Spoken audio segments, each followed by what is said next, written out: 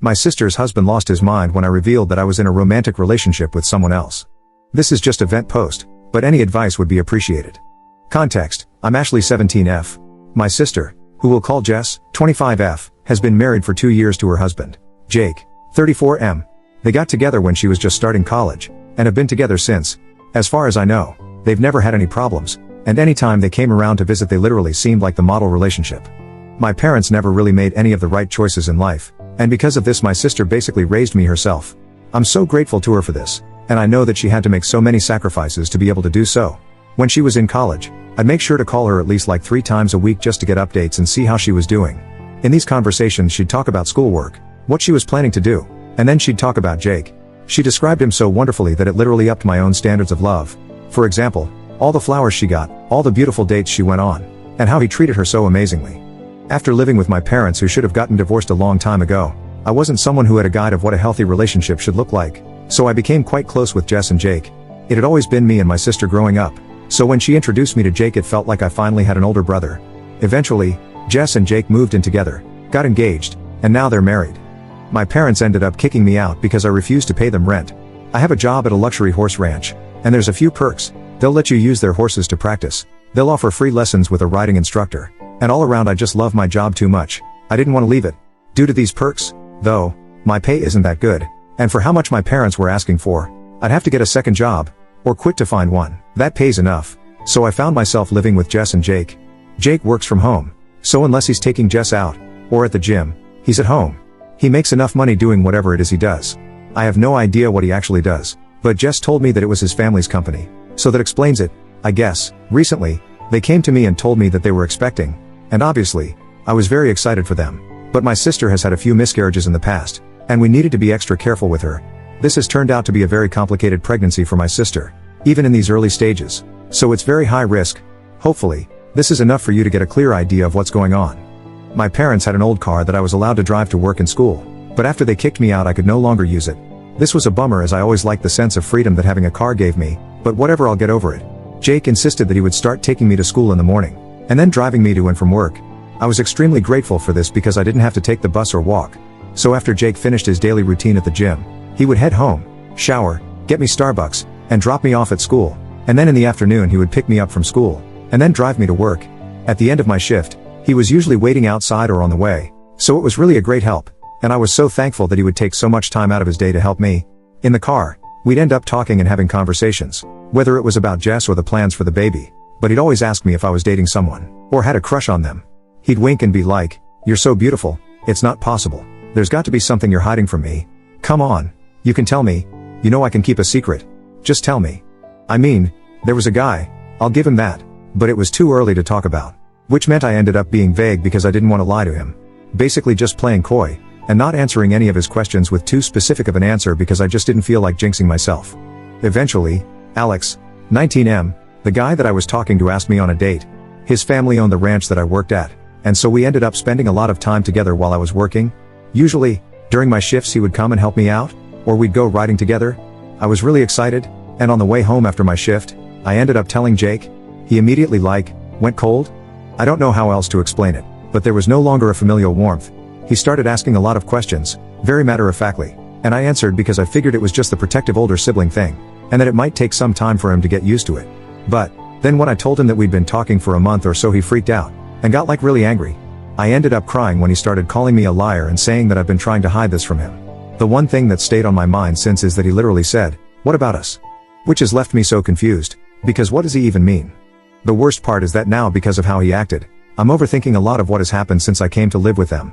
There's a pool in the backyard of Jake's house, and sometimes I'll go out there to swim or just to lie out there and tan. However, I've now come to realize that any time I went out for a swim, or tried to sunbathe, that Jake would make an excuse to come and do something outside, whether he'd start up the grill, or mow the lawn. I get that feeling that I was being watched, but a few times, he just started swimming with me, but I figured he was just trying to work out like me. After I get out of the pool, I go to take a shower in the hallway. Jake and Jess have their own connected to the master. After I'm done with my shower, I would go to my room, and then get changed and sleep. Sometimes though, in that short distance between hallway and room, in which I'm wearing nothing but a towel, Jake would be waiting for me, and then he'd say goodnight, which I would say back to him. But now I'm wondering if there was another reason for that. I don't want to bring these concerns up to my sister because of how fragile she's been recently. This pregnancy is really hitting her hard, and I just don't want to say anything because it could end up hurting her or the baby, and I just need an answer as to whether or not I'm overthinking. More info. I really didn't even consider the fact that my sister could take his side over mine, but after everything I've read in the comments, it makes me think I should start collecting that evidence. Also, I will definitely try my best to switch the dynamic between him and me without raising red flags. I'm more than willing to tell my sister if I feel like there's any immediate danger, but as I said before, I don't think he's that type of person. I'd rather wait until she's healthier to try and relay this news, just to be on the safe side, considering my sister could seriously get hurt from not just the emotional damage, but the risk in her pregnancy. I'd like to give him the benefit of the doubt, but it was really scary seeing the way he flew off the handle like that. I really do feel like he's probably just been under way too much stress, as my sister's pregnancy is truly high risk, and he's had to take care of her much more than usual. He's probably just worried that something is going to happen to her. However, even if I do give him the benefit of the doubt, I should establish some boundaries. When he had that blow up, it really unnerved me, and I didn't feel safe. I know I'd never be able to overpower him, so I'm going to ask a few of my friends if they'd be willing to carpool me, and I'll reach out to Alex to see if he can give me a ride to and from work. Worst comes to worst, I'll just find a job that I can walk to. In the meantime, I'll definitely try and emphasize the brotherly relationship that I feel with him. I'm going to try and stay pleasant because I really don't feel the need to be hostile and create an aggressive environment. Other than that, I'll be taking some steps to see if I can change my situation. Update: is my sister's husband acting weird, or am I overthinking? I'd just like to say thank you, first of all, to everyone who left a comment on my last post offering advice in any sort of way. Last night, after reading all the comments, I realized that I'm no longer safe in this situation, and will be making changes from this day forward. As much as I respect and love Jake, I don't think the risk is worth it. I did try and initiate a conversation with him, after I posted and got some advice, just to see if there's a chance we might be able to talk about this, but he was still in a bad mood, so I just went to my room. In the middle of the night, I felt like I really needed to get out of the house though. I really just started feeling so trapped, and I decided that I would take a walk to my smoke spot and then try to clear my head. I'm not even there 15 minutes before I get a text asking, "Where are you?" from Jake. Then, my phone starts blowing up off the hook. He's calling and calling and calling. I don't think I can describe the fear going through me. I wanted nothing else in the world than to be left alone. Eventually, I picked up the phone, which led to a flurry of insults being thrown my way. Apparently, I'm a effing princess who always gets her way, and how I deserve to be treated like the slut I am. Then, he told me to send him my location, which absolutely was not effing happening. So I told him to take a breather and think about what he just said to me. I did end up calling Alex afterwards, who thankfully picked up, and explained everything to him. I'm really not sure how much he understood, considering I was literally shaking and crying so violently, but he ended up driving over to my spot, and asking a few more questions about the entire situation while he tried to calm me down. I was able to relax, eventually, and told him everything again with a clearer head.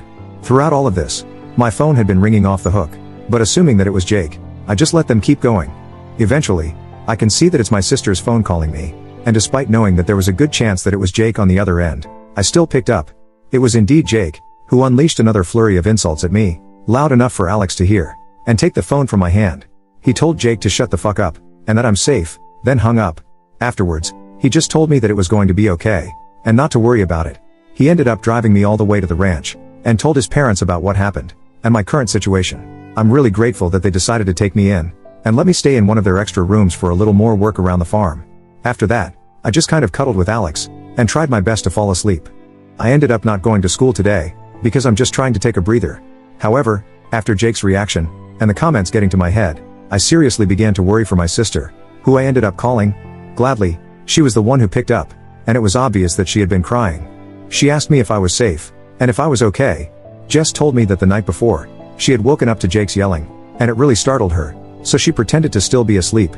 She ended up hearing him come back into their room, and take her phone off of her charger.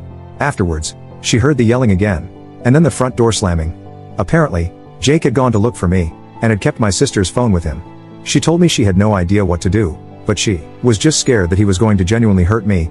After an hour or so, Jake had come back home, but he was clearly still in a bad mood, because when she asked where he was and what happened, he ended up blowing up on her too for questioning him. She said she'd never seen him this angry before, and he was literally wrecking furniture.